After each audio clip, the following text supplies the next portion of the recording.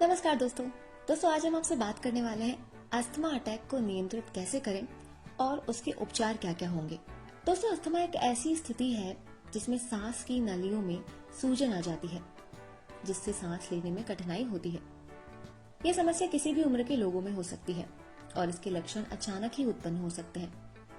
जब व्यक्ति किसी ऐसे तत्व के संपर्क में आता है जिससे उसे एलर्जी है, तो उसे अस्थमा का अटैक हो सकता है। और ऐसे समय में व्यक्ति को घबराने की जरूरत बिल्कुल भी नहीं है, क्योंकि घबराने से अटैक और भी गंभीर हो सकता है। अस्थमा के लक्षणों में सांस लेने में कठिनाई, खांसी, सीटी जैसी आवाजें आना और बलगम का उत्पादन शामिल है। जब ऐसे लक्षण सामने आते हैं तो इसे पाम फंक्शन टेस्ट द्वारा जांचा जाता है। इस स्थिति में सबसे प्रभावी उपचार इनहेलर का उपयोग करना है, जिससे दवा सीधे फेफड़ों में पहुंचती है और नालियों को खोलने में मदद करती है। यदि अस्थमा का अटैक आए तो सबसे पहले आराम से बैठिए और गहरी सांस लीजिए। यह महत्वपूर्ण है कि आप अपने डॉक्टर से संपर्क करें और उनसे उचित सलाह जरूर लें। दोस्तों, आमतौर पर अगर आपके पास इनहेलर है तो आप उसे 2 बार उपयोग कर सकते हैं। यदि 10 मिनट बाद भी राहत नहीं मिलती है तो आप इसे फिर से दोहरा सकते हैं। अपने ऑक्सीजन स्तर को जांचने के लिए ऑक्सीमीटर का भी उपयोग कर सकते हैं आप। यदि ऑक्सीजन स्तर कम है तो तुरंत मदद लेनी चाहिए।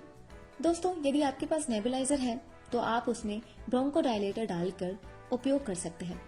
यदि 20 मिनट में आराम नहीं मिलता है तो इसे फिर से दोबारा आप उपयोग कर सकते हैं। और यदि स्थिति गंभीर हो जाती है तो हॉस्पिटल जाने में देर ना करें। और हमेशा याद रखें कि इस अवस्था में खुद गाड़ी चलाना खतरनाक हो सकता है, इसलिए किसी की मदद लेकर ही अस्पताल जाइए। अस्थमा एक प्रकार की एलर्जी है दोस्तों, जो मौसम के बदलाव, धूल मिट्टी या अन्य एलर्जन के संपर्क में आने से बढ़ जाती है। ऐसे में एलर्जी टेस्ट करवाना बहुत ज्यादा जरूरी है। इससे आपको पता चलेगा कि आपको किन चीजों से परहेज करनी है। जब अस्थमा का इलाज किया जाता है तो ये सुनिश्चित करना जरूरी है कि आप अपनी दवाएं नियमित रूप से ले रहे हैं।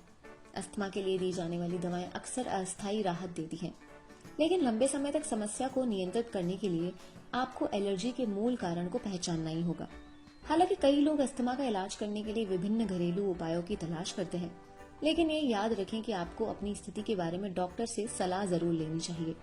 कुछ लोग स्वस्थ जीवन शैली अपनाने के बाद भी अस्थमा से राहत महसूस करते हैं, जैसे कि संतुलित आहार लेना, नियमित व्यायाम करना और तनाव को कम करना भी फायदेमंद हो सकता है। और कुछ मामलों में प्राकृतिक उपाय जैसे कि लौकी का रस, व्यायाम और योग भी फायदेमंद हो सकते हैं। लेकिन इन उपायों का उपयोग करते समय सावधानी बरतनी चाहिए और हमेशा अपने डॉक्टर से संपर्क में रहना चाहिए। दोस्तों, यदि आप अपने अस्थमा के लक्षणों को नियंत्रण में रखने में सक्षम हैं, तो आप जीवन का आनंद ले सकते हैं और अपनी सामान्य गतिविधियों को बिना किसी बाधा के कर सकते हैं। अगर आपको वीडियो पसंद आया हो तो वीडियो लाइक करें और अपने फैमिली के साथ शेयर करें। ऐसे और वीडियोस देखने के लिए चैनल को सब्सक्राइब करें।